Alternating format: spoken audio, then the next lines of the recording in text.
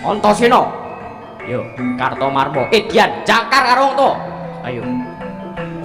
Kualat, kowe ora wedi kualat le. Ora wedi, Edian. Ayo, ngantemo. Hut. Ah. Beh. Edian nyok geger. Oh. Oh. Hei. Oh. Oh. Oh. Oh. Ah. Oh. Oh.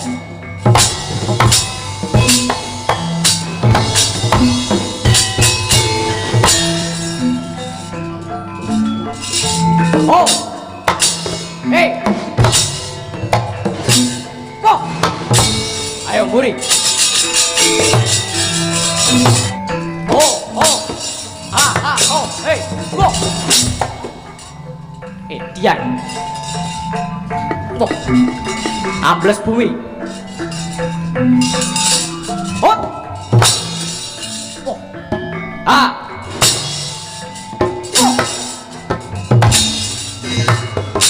Ah. Oh. Hey. Oh. Hey. Wah. Hey. Ah. Oh. Hey. Ah.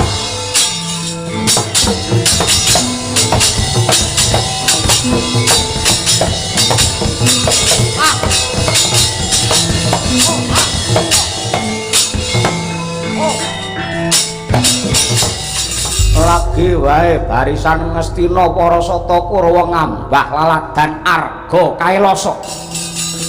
Bedhes putih monyet elek tuwek keklek. Ora mudar-mudar Hanuman biyen. Dasar para nyata kuwi Bambang Haswatama ya. Kabar nyebar warta-rata.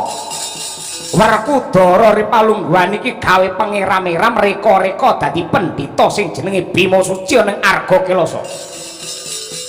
Kula kang mangkono kowe nyimpangi wata nengen dalan iki bakal tak nggo bacut nemoni kelawan Werkudara karepe piye nek semuci suci kaya mengkono. Melek mripatmu jerengen gobok mula tanpa rupa aku iki cantrik utawa siswane Sang Bima Suci. Papan iki papan ingkang kebak katentreman, papan kebak karaharjan lan karahayon. Papane wong gayuh kawruh ngudi ngelmu lan uga manembah. Aja nganti dingit jag-jagan wong angkara murka dapure para sata Kurawa. Piye? Mangka anggro sesumbar blendo gatara bumi kunjing kumaluduk kuntur kato babu-babu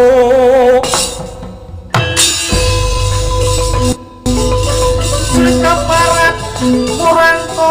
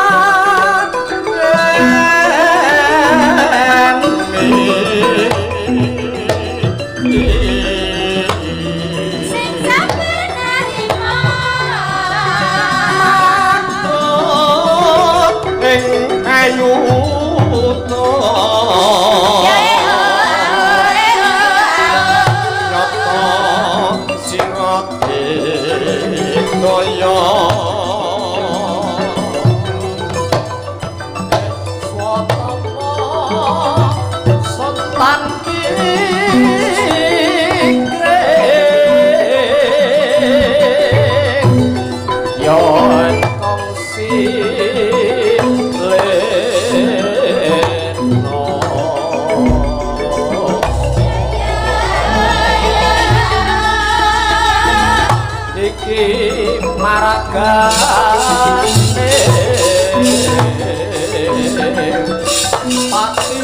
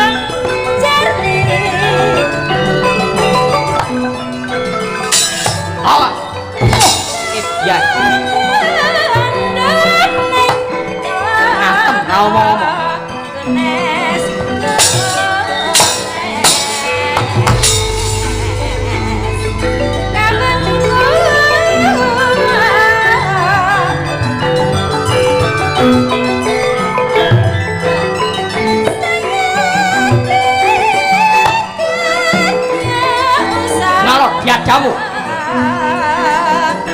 Oh. Ah. Oh.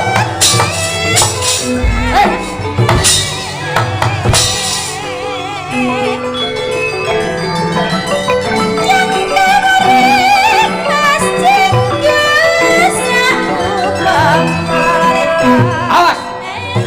Oh. Tandake jalukamu. Oh.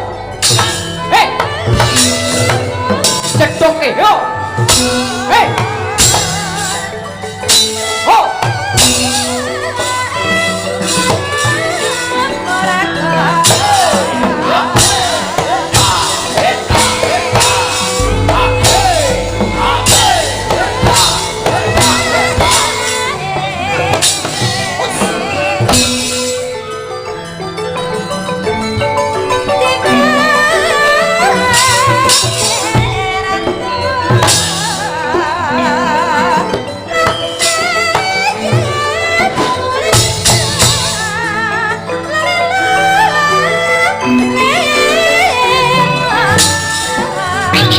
Waduh yo. Oh, mati ya. Waduh yo.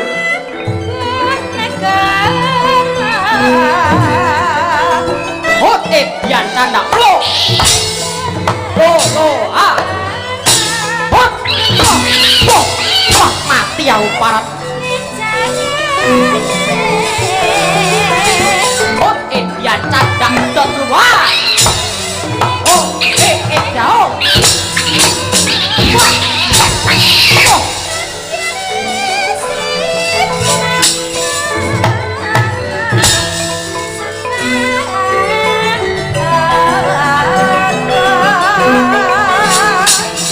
Wah.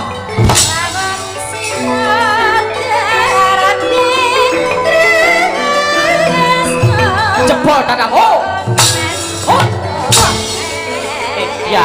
Oh. Oh. Jeka ilmu. Weh. Yo. Ha. Yo. Ha. Yo. Ya. Macau. Aduh yo.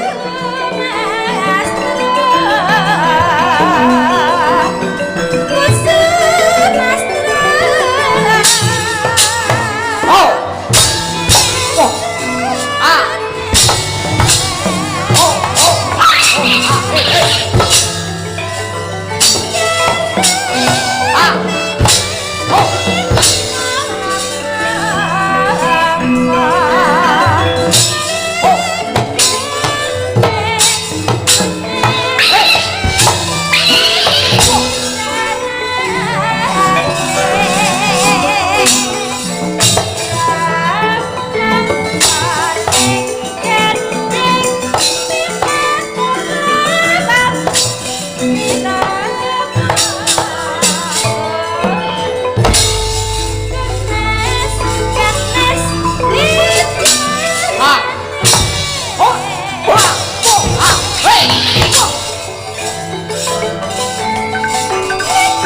Wah, tuh. Oh, ah, biar lo ah. Oh, ah, oh, ah. Oh, ah, biar lo. Oh, oh. Oh, gotoh sigar kamu.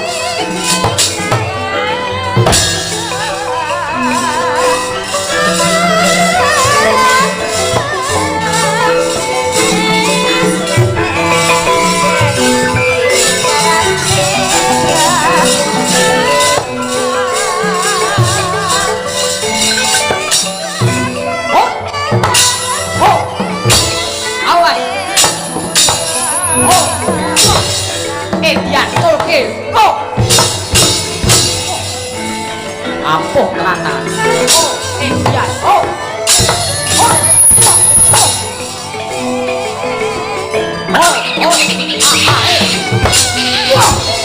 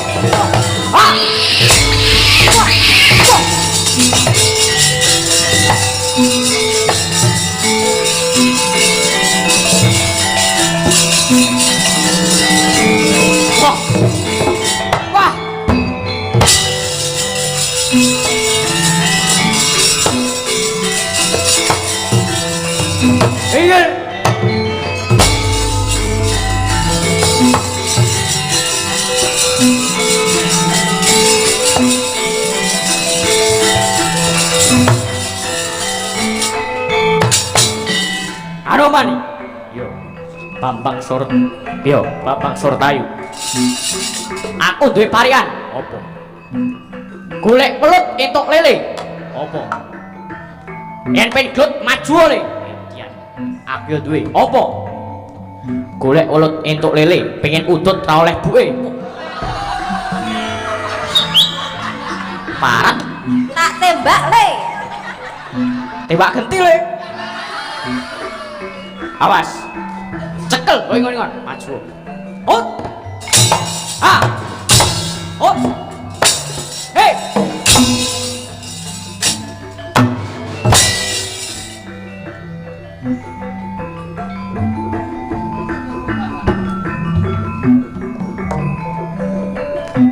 Oh. Oh. Hei.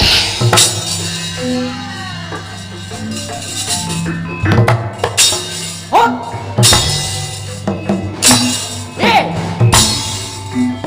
Oh. Ah. Hey. Oh. Ah.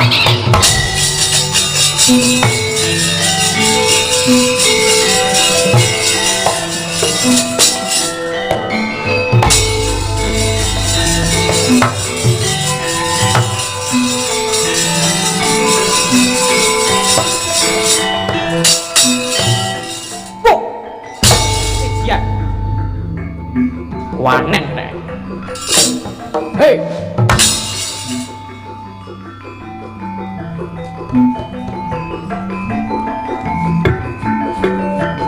Oh. Ah. Oh. Hei. Oh. Ah.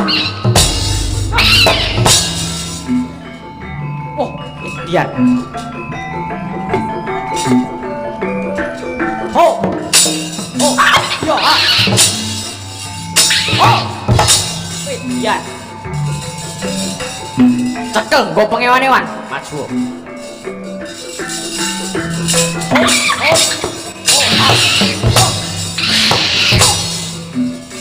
Waduh. Oh. Oh, iya, wah. Oh. Hei. Ah.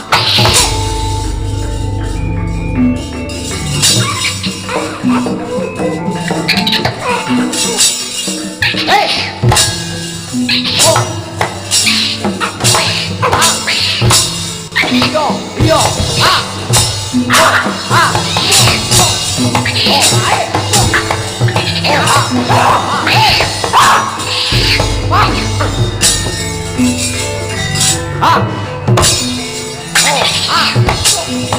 yo,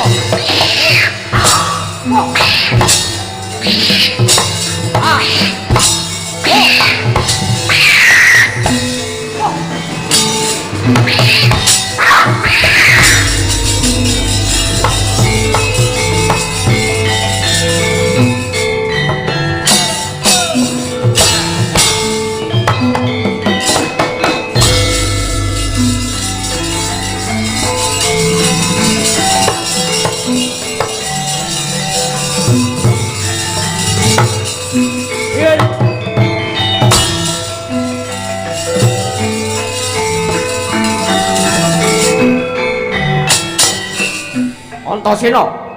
Yo, Kartomarma. Dian jakar karo to. Ayo. Kualat, kowe ora wedi kualat le. Ora wedi. Dian.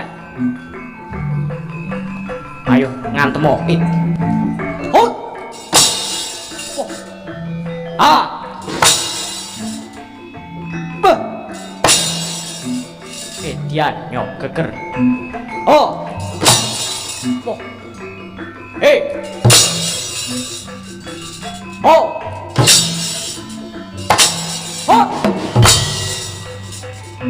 Oh. Oh. Ah. Oh.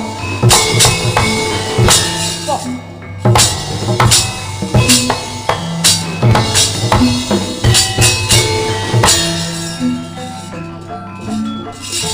Oh. Hey. Oh. Ayo Oh.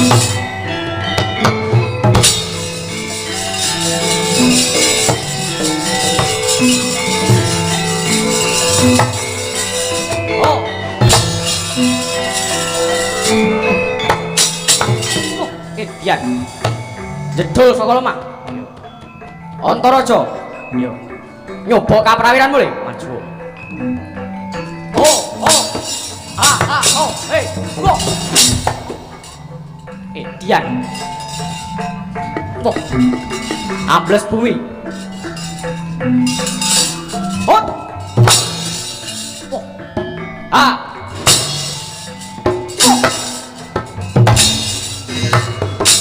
Ah.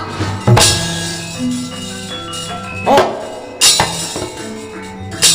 Hey. Oh.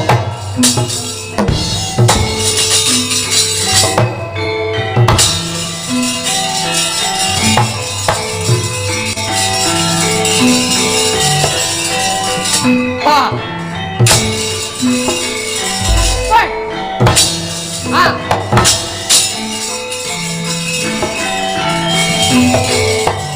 Wah.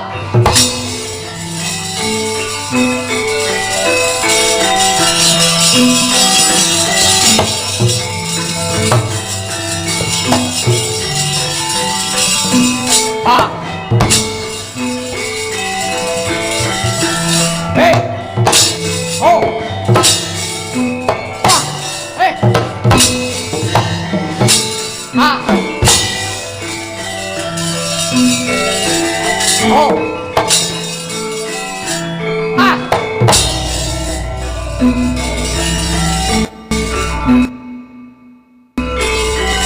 Oi. Wah. Hey. Ah. Oh. Hey. Ah.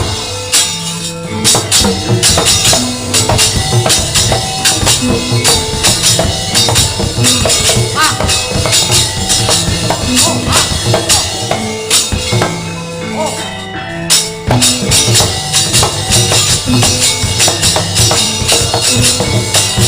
Ah. Ah.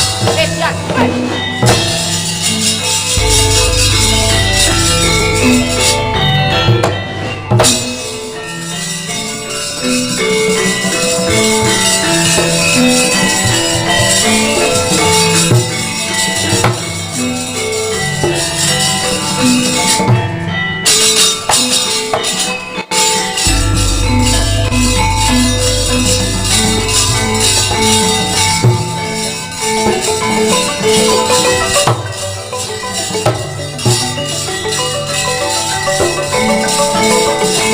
Ayo para wadya bala mundur kabeh. Iki Satya Banjarjuna Dursasana sing bakal maju ning palagan. Kowe Anoman, Gatotkaca, Antasénapa dene Antaraja. Iki wakmu saka Banjarjuna Dursasana bakal ngadepi kowe. Wah. Ora nganti mang menit wis bakal ajur mumur kowe kabeh. Wah.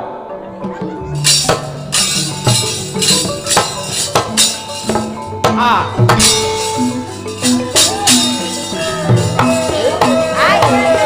Ayo le, ayo le, ayo le.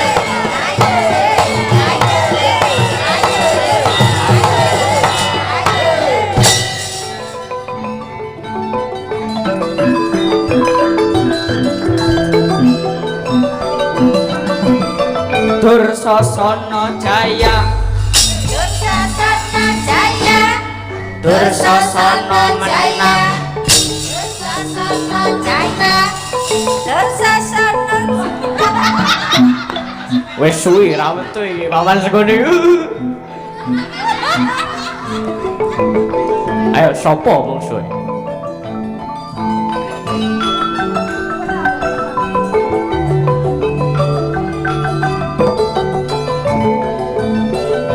Dian. Lah iki ceritane dagelan ketemu dagelan. Wah. Dagelane sapa? Kowe apa dagelan? Bintang tamu. pengen apa? Jajal kaprawirane Pak De Dursasana. Yo. Pengen ngantem apa le? Oh.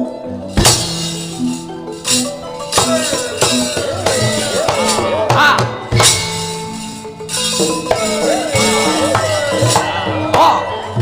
Ora krasa. Keker. Junjung bate, junjung ucalake. Aha.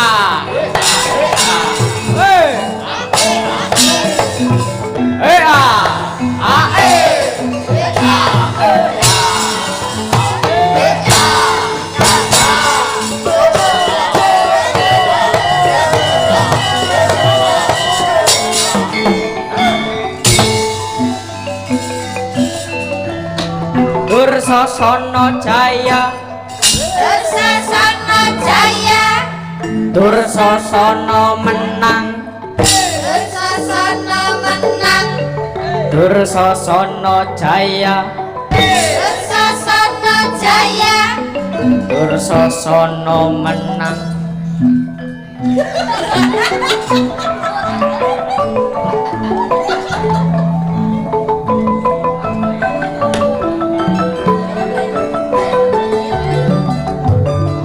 Yan, ganti Gatot Kaca. Kita wis ndemo wernane praja to le. Ganti skin Sulama. Loh. Maksude. Wah. Skin Sulama kowe ngenyek karo wong liya, ora oleh ngono kuwi. Pancen kanyatane kaya mangkono. Edian. Ayo Mas Wo. Oh.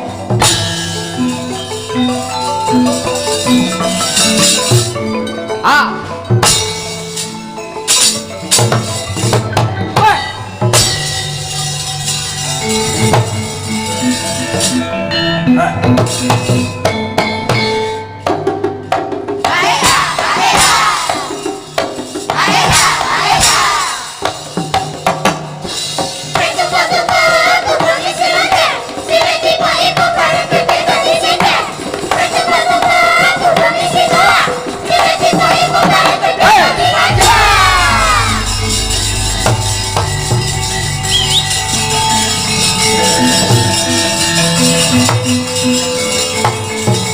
Ah. Oh. Hey. Ah. Hey.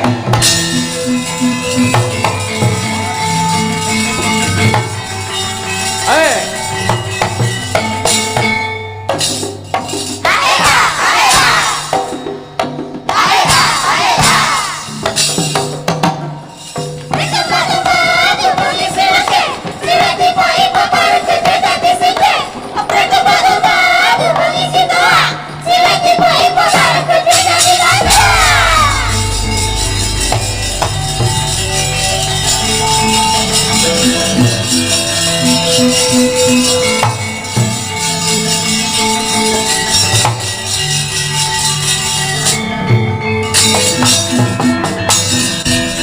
Ya, Dursasana kae kok kemakin erang.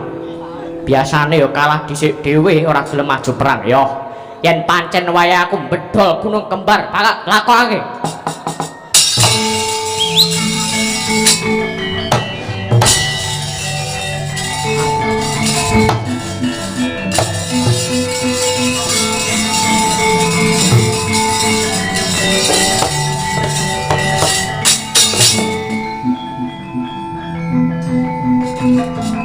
Oh, iki Gunung Kembar.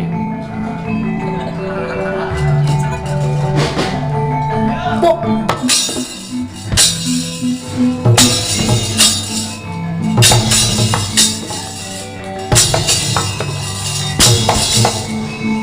ah.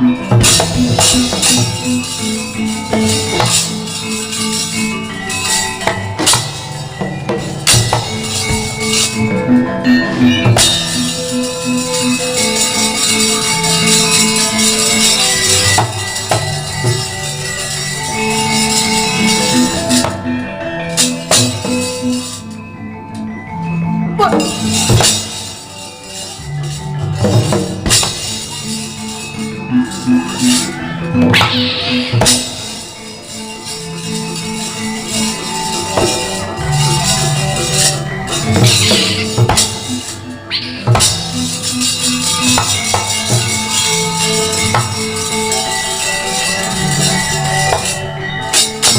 anu man aku njaluk ngapura yen musuh Kurawa aja ngetoke ngono kuwi.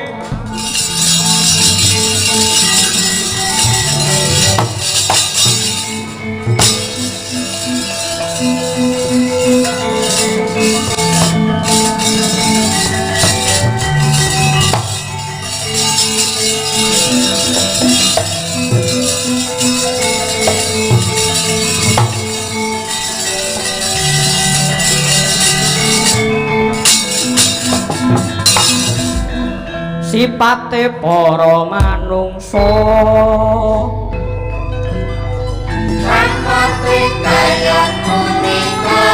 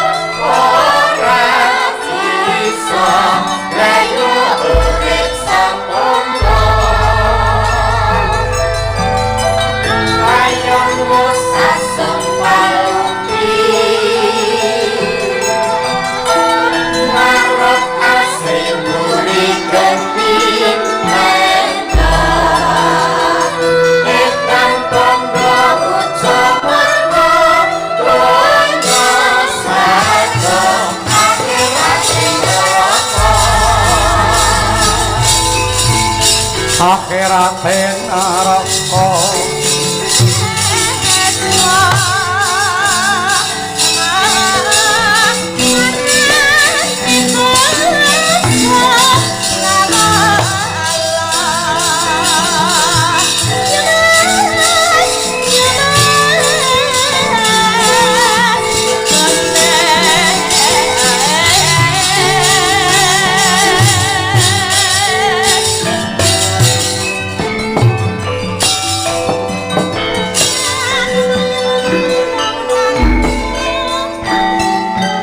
tanpa beda kaya wit-witan kae wit kuwi saya gedhe lan saya dhuwur mesti saya banter angin ingkang bandang antrajang inggih wa tanpa beda nggih kaya adeke nenggih penemban Begawan Bima Suci ingkang mapan ana ning Arga Kailasa Nadyanta tekate iki tulus niate kuwi suci anggene mbangun morale menungsa ning nyatane bola-bali para sata Kurawa ingkang ganggu gawe marang katentremaning Arga Kailasa.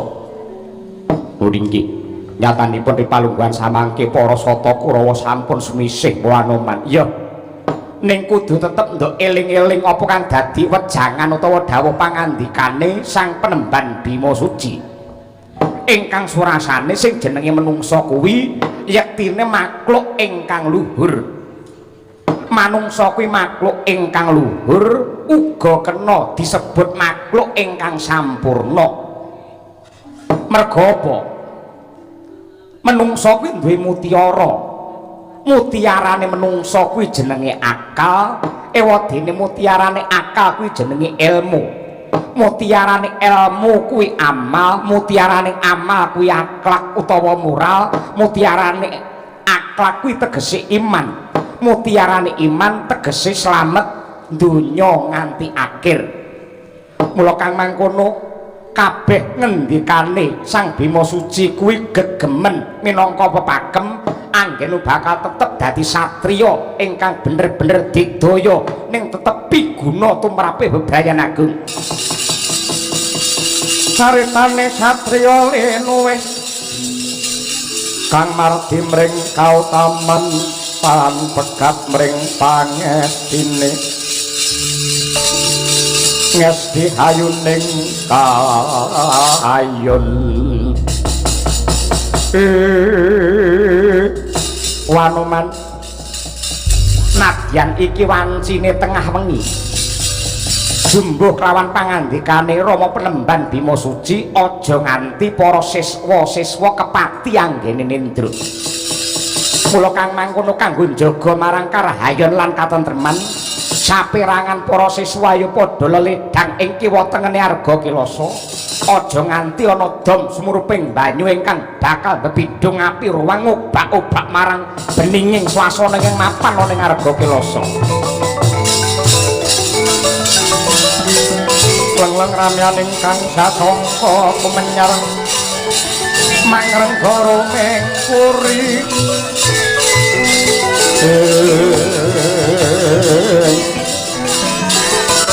mangken tanpa siring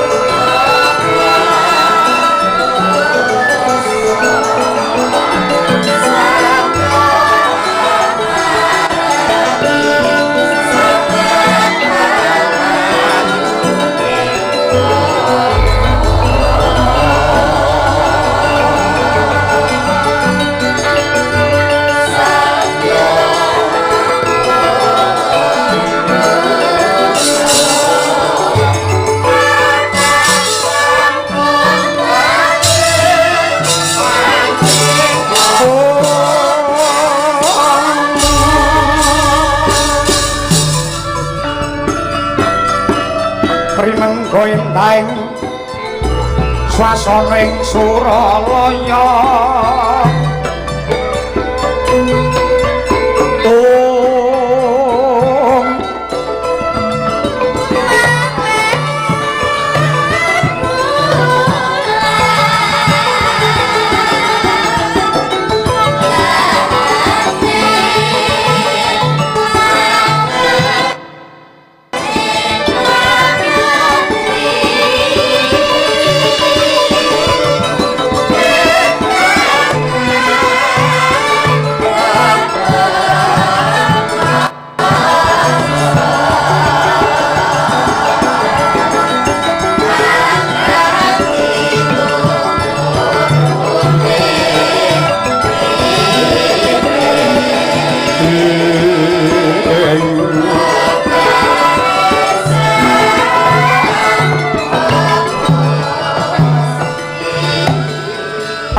ramyang jagat wetan moyo-moyo jagat kilen yekti dudu sunare surya candra darumyang kartika nanging gemelaring kahiwangan suralaya ya ing junggring saloka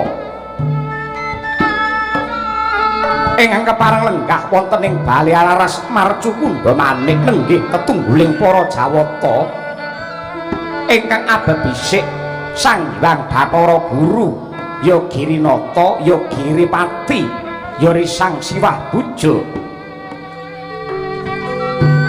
dengan nalika samono kahadhep Jawata ing Salendra bawana nenggih Sang Hyang Bathara Indra datan kantun Jawata ing arga demilah nenggih Sang Yama Dipati sadaya para Jawata sami mabukuh padana tumungkul ing Bantala angantu-antu sarta anganti-anti pangandikane nenggih Sang Jagat Pratingkah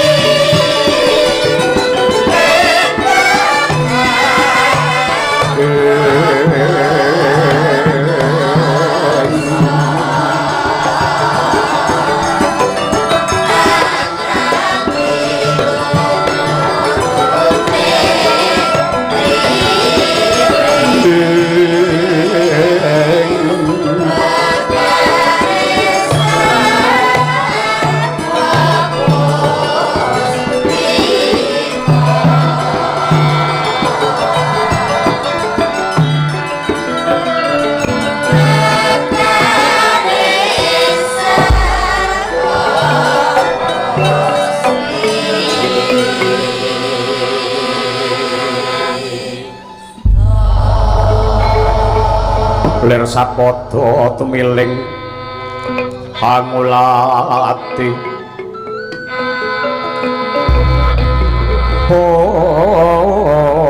hospita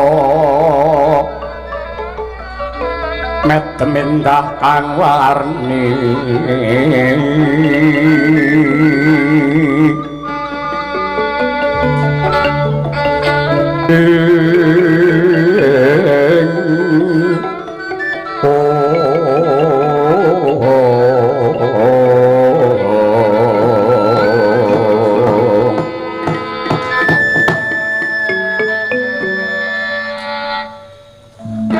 Astung para sidam sekaring bawana langgeng Bathara Indra kawula nuwun wonten timbalan ingkang adhawuh pukulun sembah pangabekti kula katur iya wis ulun tampa Yama Dipati wonten timbalan ingkang adhawuh pukulun amiji dumateng kula sembah pangabekti kula mawantu-wantu kunjuk iya ndak tampa gawe bombong ing rasa Yama Dipati wonten dawuh urung ngantuk dereng lah ajeng tilem niku kados pundi nyatane ngungkuke kaya ngono gumun kula janjane isin anggere kula ya mangan ngoten tempung ndi kemawon kanca-kanca do nyawang ya ora muni apa-apa ning kita batin Anjen takon siji man nganyelke lho kowe kok iso mangan tanpa piringi piye mergo pancen piringi kula uruki sega sedaya pamriye men kiat anggen kula ngembul gamelan lokananta menika Ripalungguhan iki kayangan ketaman goro-goro kagiri-giri mijil repat Ponokawan ora ngono kahiwangan Ripalungguhan iki horeg dedreg nungsang jempalik solahe para hapsara lan para hapsari padha rereyongan angungsi gesang bareng tinaliti kanthi permati diitung nganti genep disaring kongsi lembut landak tropong mring Marcapada jebul ana titah ingkang wani ngowahi kodrat. Maknanipun kados pundi Bukulun? Jinejer mongko dadi satriyane bangsa. Senopatine negara kenapa kok reka-reka wani dadi brahmana, wani dadi pendhita. Tur ambabar kawruh wadi ingkang sinebut ya kuwi kawruh kasampurnan. Sinten menika paman Bukulun? Ora ana liya kejaba satriya Jodipati. Si Bratasena sakwuse meguru marang Pendhita Durna antuk kawruh sangkantaraning dumadi ripalungguhan iki madheg brahmana ning Arga Kailasa kanthi apeparab Bima Suci. Wah, niku kebangetan yen ngoten niku. Yen Bima ngoten genah niku naminipun. Ning kenapa kok dadak ngangge suci niku lho. Mongko suci sak menika nderek Mas Bayu Aji. Oh, iki malah tekan dindi ora. Tegese tiyang niku mbok pinter kaya apa, apik kaya apa, sregepa ngibadah kaya apa, ning lek rumangsa suci dhewe niki bakal dadi intiping neraka jahanam. Pramila gandeng kula ingkang wasani wonten ing Kawah Candradimuka kepareng paduka kados pundi Bukulun? Kula ingkang badhe midana dhumateng Bima Suci. Pancen ulun bakal ngemutake marang Si Werkudara supaya ora kesluru marang dalan sing kleru. Mula kang mangkono Indra kelawan Yamadipati. Ripalungguhan iki aja wedi kangilan, ayo ndak kanthi tumurun marang Arga Kailasa. Nemoni kelawan Si Bima Suci, syukur lamun to kena dielekake. Parandene yen nganti beguguk ngutawaton Gajah Lar Singa Barung bondan tanpa ratu. Aja wedi kangelan, jabelen banjuten cemplungna ning Kawah Candradimuka men dadi intiping neraka jahanam. Mangandur lakuning angin gugur agraning harga kura kurnitoreh kagiri-giri horeg bumi prakempita padula mangambak-ambak udan treswar lan lesus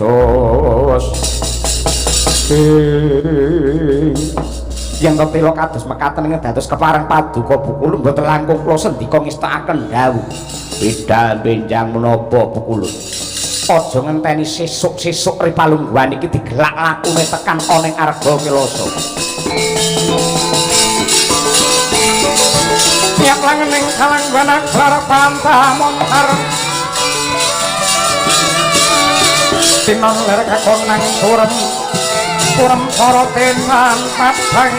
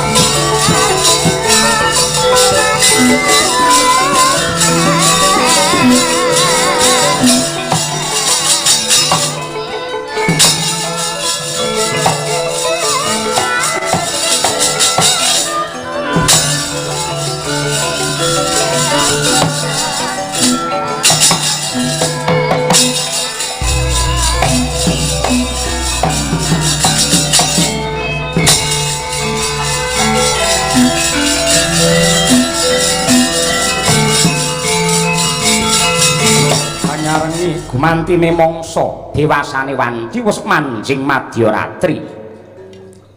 Dedep-dedem perbawaning dalu talana jalma kang lumaku ingkang kadulu amung lintang luku kang mawa Prabawa Sumunu sumeblak ing langit biru ora muka dadi panuntun kiblating wektu. Kawuryan Sasadara wis siniwaka aglar kang taranggana kang wis sumewa mesem ratuning dalu kawis tingal pinastika Cinandra panyayah kenyor maja kang wis ndungkap jagating asmara. Mabuka kang lintang muluh sinambung gemak tarung banyak angkrem kadimesem Jaka belek mermelek Jaka tuwa mencara ngemu Prabawa. Hanggegancang amblah kiblat nenggih lintang Bima Sekti katon Birawa kadya Sang Bima ingkang lagi kurda hanuwak tutuk ing naga. Ganti ingkang cinarita ora kaya repat Panakawaning sami gegojekan. Nadyanta sarwi rada ngantuk Ki Lurah Petruk parandene anyekar tembang aboting katresnan.